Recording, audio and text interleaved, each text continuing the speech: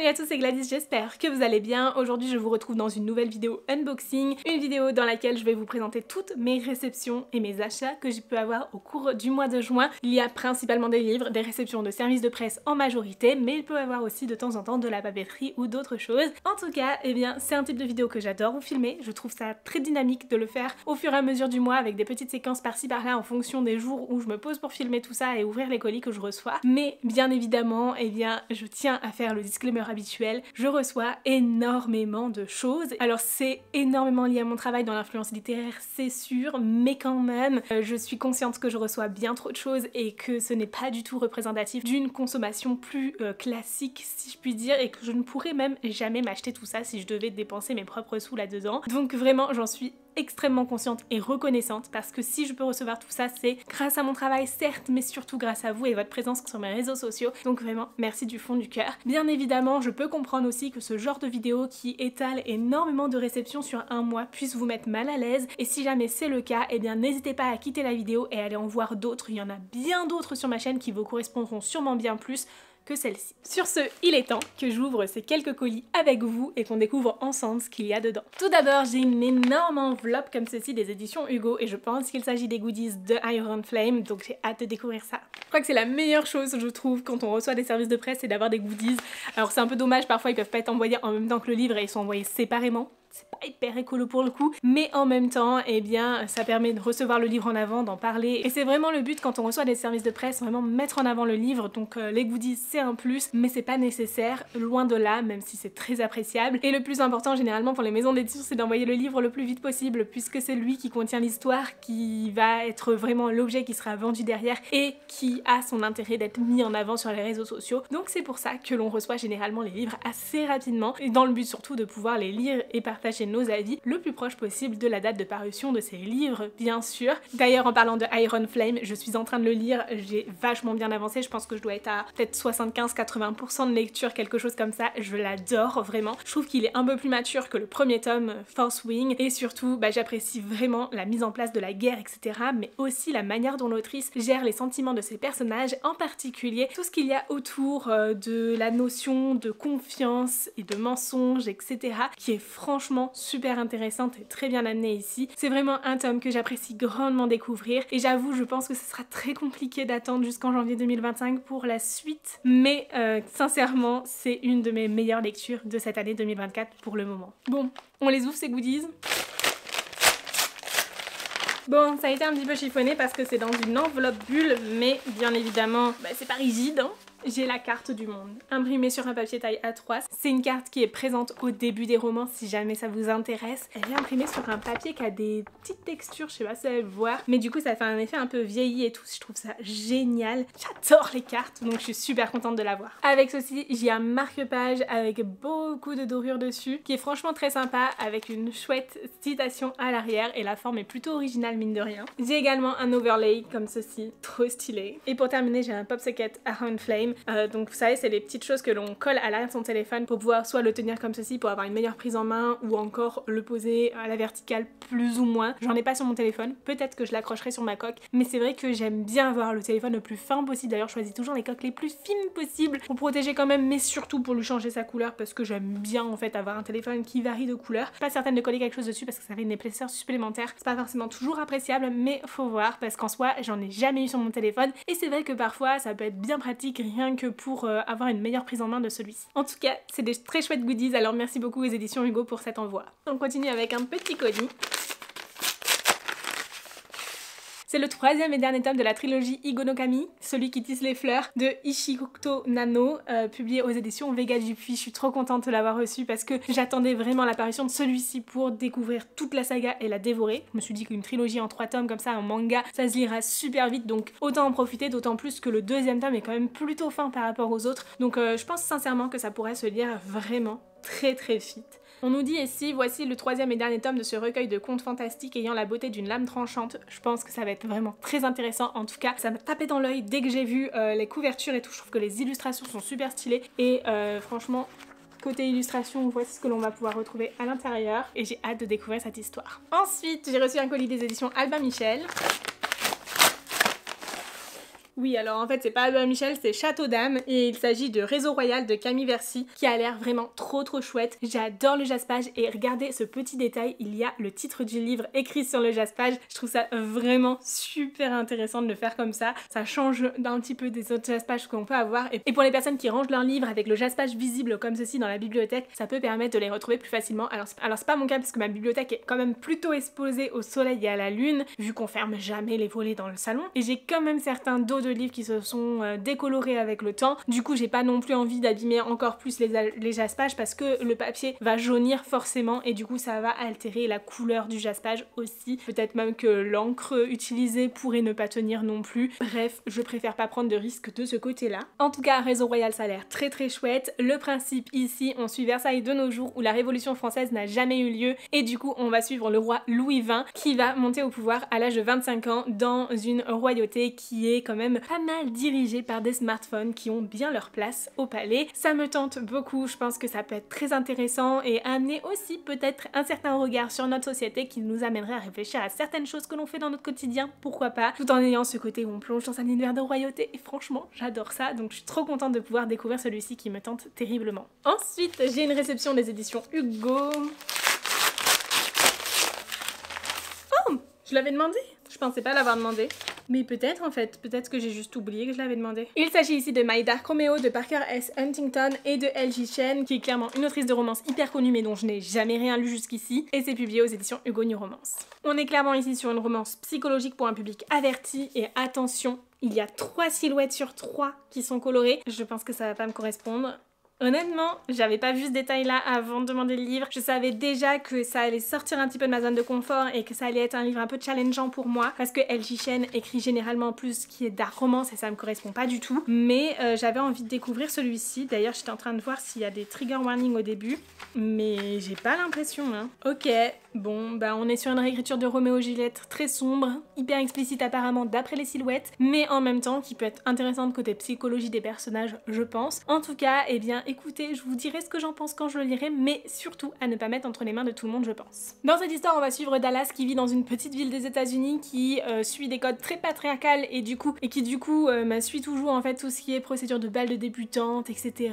Et bien que en fait son avenir pour elle soit déjà tout tracé puisqu'elle est fiancée à un autre homme et du coup voilà elle va à ses bals de débutante mais plus comme étant une formalité qu'autre chose puisqu'elle sait déjà qui elle va épouser, et bien elle se retrouve dans une situation plutôt compromettante en compagnie de Roméo. Et Roméo est clairement le pire ennemi de son fiancé, mais en plus de ça, eh bien c'est un très bon parti dans le sens où c'est un homme séduisant, riche, etc. Mais c'est surtout un homme très manipulateur. Et Dallas va donc devoir choisir entre vivre avec ce tyran ou vivre dans la honte d'avoir été surprise dans une mauvaise situation en sa compagnie. Je pense que ça peut être très malaisant sur certains points dans le sens où ce qui est décrit ici est clairement une situation que l'on pourrait retrouver dans des contextes historiques et tout. Mais à notre époque, je pense que ça risque de faire très mal à l'ego féministe. Alors franchement, je suis très curieuse de découvrir comment ce sera ici. Il y a de fortes chances que je n'arrive pas à aller au bout de ce livre d'ailleurs. Mais donc je tiens à souligner que ce n'est pas un livre à mettre entre les mains de tout le monde.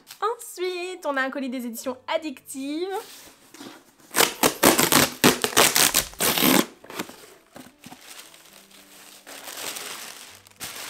Voici comment ça se présente. Par contre, ça a tout abîmé le livre. Bon, ça va encore, mais peu dommage. Il s'agit de Jeux imprudents de Emma Green aux éditions Addictive. C'est une réédition, du coup, de la saga des Jeux de Emma Green. Et les autrices me l'ont dit quand je les ai rencontrées en dédicace. Elles ont repris vraiment chaque ligne de ce texte, vraiment. C'est une histoire qui a été entièrement réécrite pour la remettre aussi au goût du jour. En même temps, bah, c'est normal, c'est une des premières histoires que les autrices ont pu écrire. Donc, entre-temps, leur plume a évolué et du coup, bah, elles ont réadapté tout ça. Et ça me tente énormément de redécouvrir cette histoire puisque j'ai découvert ces autrices avec la saga des Jeux justement. D'ailleurs j'ai toujours pas relu le premier, mais du coup je vais pouvoir aussi enchaîner avec le deuxième. C'est des livres qui sont parfaits pour l'été, alors j'espère bien prendre un peu plus de temps de lire cet été, surtout des romances et tout comme ça, j'aime trop ça et ça se dévore, donc vraiment je suis trop contente d'avoir pu recevoir celui-ci. À l'intérieur de ce colis on a pas mal de petites choses mine de rien. Bon, le communiqué de presse déjà, un petit pochon pour les sous-vêtements, vous me connaissez maintenant, vous savez, c'est dans ces petits pochons là que je mets mes sous-vêtements quand je fais ma valise, mais ça peut tout à fait servir servir de pochette à livre aussi pour éviter de corner des pages, même si voilà, ça va pas protéger un livre relié par exemple. Vraiment, j'adore ce genre de petits pochons et c'est presque encore plus pratique que des tote bags que l'on a déjà en grande quantité en général. Une petite carte avec la couverture du livre et un petit mot à l'arrière qui est trop mignon et qui pourra être très utile pour la photo qui va avec ce livre. Comme souvent avec les éditions addictives, une planche de stickers, ça j'adore. Vous le savez, j'adore faire mon reading journal, même si je l'ai pas fait depuis un petit moment, j'aimerais beaucoup m'y remettre. Et ce genre de planche de stickers à l'effigie d'un livre, mais c'est tellement parfait pour donner son avis. Un petit cœur bonne lecture de la part de Bérénice qui, je pense, était un post-it qui était dans le livre mais qui, avec le transport etc, s'est retrouvé en dehors. J'adore les collectionner, à chaque fois je les laisse dans le livre et comme ça je peux les lire juste avant de commencer ma lecture et je sais pas, ça me met toujours en joie de voir que Bérénice prend le temps à chaque fois de nous souhaiter une bonne lecture quand elle nous envoie nos colis presse des éditions addictives. D'ailleurs je vais tout de suite le coller dedans pour pas le perdre. On a également le marque-page associé à ce livre, comme toujours avec les éditions addictives, j'adore ça. Pareil, il va trouver une place dedans. Bien trop fun, on a des lunettes mais qui crient l'été. Bon ok, j'ai déjà mes lunettes sur moi mais franchement je trouve que ça crie l'été et quand j'étais petite j'avais des lunettes avec des verres comme ça et ça... ouais, j'adore. On a également une petite broche avec un oiseau comme ceci, c'est trop mignon. Et deux petits bonbons pour aller avec la lecture. Et en plus on a un super carton donc c'est parfait puisque les chats adorent ça. Donc ils vont pouvoir dormir dedans pendant quelques jours jusqu'à ce qu'ils s'enlacent et que je le mette au recyclage. En tout cas merci beaucoup aux différentes maisons d'édition pour ces envois. Je vous retrouve tout de suite dans la suite de cette vidéo avec d'autres réceptions. Hello, je vous retrouve pour de nouvelles réceptions. Tout d'abord j'ai un colis qui nous vient des éditions Hugo. J'ai un petit pochon, ça veut dire que c'est un été pour te... je sais plus. Résister, succomber, c'est le tome 4 des saisons de Morgane Moncomble, trop content. Un été pour te retrouver. Le pochon est magnifique, vraiment j'adore. Bon, vous savez très bien quelle utilisation je vais avoir de ce pochon pour arrêter d'en parler à chaque fois. Hein. Et voici comment se présente le livre, son communiqué de presse. Il est franchement très sympa, j'adore ce vert, c'est très chouette et j'aime beaucoup le fait que les illustrations de la couverture soient toutes différentes, mais et à la fois un sens par rapport à l'histoire, mais surtout cette même vibe, elles sont très proches mine de rien et très similaires les unes des autres. Du coup on associe vraiment à cette saga et franchement c'est très chouette. C'est le quatrième et dernier tome de la saga des saisons, vous doutez puisqu'il y a 4 saisons, mais pour le moment j'ai vraiment bien aimé les premiers tomes puisque j'ai lu les 3 premiers tomes de la saga. Ouais, je suis à jour dedans. Ça n'a pas non plus été exceptionnel à aucun moment, voilà, il y a toujours manqué un petit quelque chose, l'étincelle qui allait faire que j'allais vraiment m'attacher aux personnages, à leur histoire et plonger dedans cœur et âme. En tout cas, c'est plutôt divertissant et ça se lit quand même très bien. D'ailleurs ils existent aussi tous en audio si ça vous intéresse, mais j'ai trouvé que l'audio du premier tome était pas forcément très qualitatif, par contre ils sont bien meilleurs par la suite, donc voilà, ça peut être intéressant à savoir parce que si jamais vous achetez vos livres audio par crédit par exemple chez Audible, vous pouvez vous faire rembourser si jamais vous avez vraiment pas aimé la narration ou autre et que vous accrochez pas du tout à votre lecture, mais quand même c'est plutôt intéressant de connaître la qualité du livre audio si on se plonge dedans. En tout cas, eh bien je suis bien contente d'avoir reçu celui-ci puisque je vais pouvoir le découvrir et terminer une saga. Je sais pas comment je vais faire cette année pour la vidéo des sagas en cours parce que j'ai l'impression d'avoir commencé encore plus de sagas cette année sans aller au bout de celles que j'avais entamées, donc là je pense qu'on est clairement sur une bibliothèque entière de sagas en cours. Ça va être un enfer à filmer mais ça peut être très intéressant en tout cas de vous présenter tout ça, même si à un moment donné il serait bien quand même que j'avance dans toutes celles-ci. D'ailleurs je pense réduire très fortement mes réceptions de service de presse. J'en refuse déjà énormément mais clairement je peux pas tout lire et de tout ce que je reçois c'est déjà énorme. D'ailleurs vous le voyez très bien dans ces vidéos là et j'aimerais beaucoup réduire la quantité de livres que je reçois. Du coup j'ai fait le choix déjà cette année de ne pas renouveler un de mes partenariats qui a fait son appel à partenaire il y a peu et du coup je me suis dit non, je n'ai pas postulé chez eux parce que j'ai demandé très peu de livres dans leur catalogue et puis finalement je vois pas trop l'intérêt de rester partenaire si c'est pour demander que quelques livres. Je préfère donner cette chance à des personnes qui vont pouvoir donner beaucoup plus de leur temps pour lire plus de livres de la maison d'édition et en même temps privilégier d'autres partenariats avec des maisons d'édition que j'adore et dont je lis énormément de livres, comme c'est le cas pour Hugo, même si rien ne garantit que je serai reprise en tant que partenaire chez eux, mais en tout cas j'adore leur parution. Bon ok, ils sortent tellement de livres dans l'année qu'il y en a forcément qui vous plairont. Pour le coup je suis quand même très bonne cliente des romances Hugo et cette année j'ai voulu tester aussi d'autres maisons d'édition qui proposent de la romance et pour le coup je suis pas convaincue avec toutes et d'ailleurs vous le voyez très bien, j'ai certains partenaires de services de presse dont je reçois très peu de livres livres et que je vous présente très rarement dans ce genre de vidéo. Bon, revenons-en à Un été pour te retrouver. Ici on va suivre Jasmine, une des meilleures amies, voilà, de ce groupe d'amis, qui elle est organisatrice de mariage et qui va assister surtout au mariage de ses meilleures amies, logique. Sauf que là-bas, eh bien, elle va retomber sur un de ses ex. C'est clairement une relation amoureuse pour laquelle elle regrette de ne pas être allée jusqu'au bout et tous deux vont renouer leur lien, se retrouver finalement. Franchement, ça peut être très sympa pour l'été. Bon, dans le pochon, on a encore pas mal de petites choses, comme toujours avec ces livres-là, une illustration qui est vraiment très sympa, mine de rien. Comme toujours, une petite sucette comme ceci. Je trouve ça trop mignon. Et surtout le 4e et dernier pins de la saga. Alors, un grand merci aux éditions Hugo pour cet envoi. On continue ensuite avec une réception des éditions Cotoon. Il est déjà là. Mais c'est incroyable, je pensais pas le recevoir aussi vite que ça. Il s'agit de L'impérieux destin du docteur Elise, apparaître aux éditions Cotoon très prochainement, à la fin du mois de juin, donc le 20 juin si je me trompe pas. Vous allez en entendre parler très prochainement sur mes réseaux. D'ailleurs même avant même de voir cette vidéo, vous aurez déjà eu mon avis sur la chaîne YouTube, puisque je vais collaborer avec les éditions Cotoon autour de ce livre et j'ai tellement hâte. Vous allez pouvoir retrouver mon avis sur YouTube, sur TikTok, sur Instagram et même un jeu concours sur Insta qui, je l'espère, sera toujours en cours au moment où vous verrez cette vidéo, mais franchement je peux rien garantir pour ça parce que je sais pas du tout quand est-ce que cet unboxing sera publié. Dans cette histoire, on va suivre Élise de Clorence qui était une souveraine tyrannique à une époque. Elle est morte et elle s'est réincarnée en tant que chirurgienne de talent. Elle meurt de nouveau, se réincarne de nouveau et cette fois-ci elle devient une future impératrice et donc elle va apprendre de ses erreurs et mettre à profit ses connaissances médicales pour aider les autres. Et franchement ça a l'air juste incroyable, ça me tente terriblement. Côté illustration, voici ce que l'on a à l'intérieur. C'est vraiment trop sympa, j'adore le jeu de couleurs et tout. Le format du webtoon aussi, j'avais adoré Seule la mort attend la vilaine des éditions Cotoon. D'ailleurs le format m'avait vraiment convaincue et m'a donné envie d'en découvrir d'autres de leur maison d'édition. Mais en plus de ça, l'histoire, je pense, elle se rapproche un peu plus de The Abandoned Empress que j'ai adoré aussi. Et d'ailleurs, je n'ai lu que le premier tome et j'aimerais beaucoup lire la suite également. Et bref, ça me tente terriblement et j'ai hâte de vous en reparler très prochainement. Et ensuite, j'ai une énorme box qui nous vient des éditions Chatterley.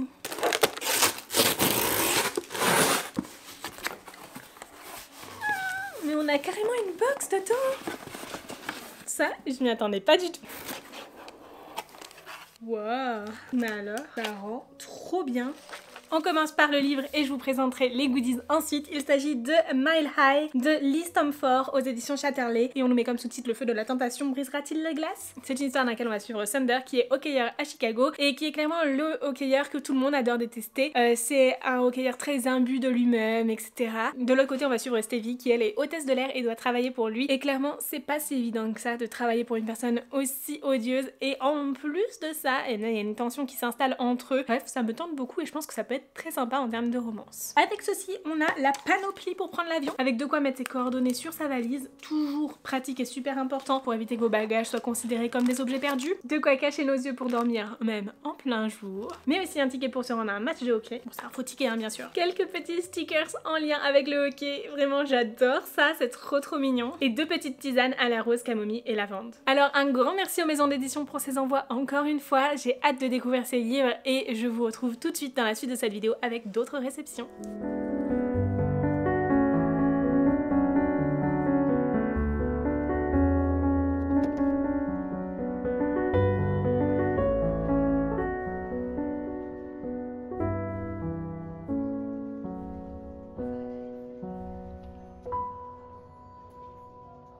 J'ai craqué au Cultura. Il me faisait terriblement envie, je l'avais déjà repéré la dernière fois que j'étais allée au Cultura et j'avais hésité à le prendre et tout ça. Entre temps, j'ai regardé des vidéos sur TikTok pour différencier les 2 collecteurs qui existent, puisque en fait, il faut savoir, si vous ne le savez pas, sous la jaquette, il y a 2 collecteurs différents, donc avec des couvertures différentes, dont un qui est un peu moins courant que l'autre, et du coup, forcément, moi, on me dit qu'il y a un collecteur qui existe et qui, en plus de ça, est en quantité un peu plus limitée. L'âme de collectionneuse en moi ne peut que craquer. La dernière fois que je l'ai vu au Cultura, c'était il y a pile une semaine. Depuis, il me fait toujours très envie. Le résumé a l'air fou et du coup, je me suis dit, allons-y.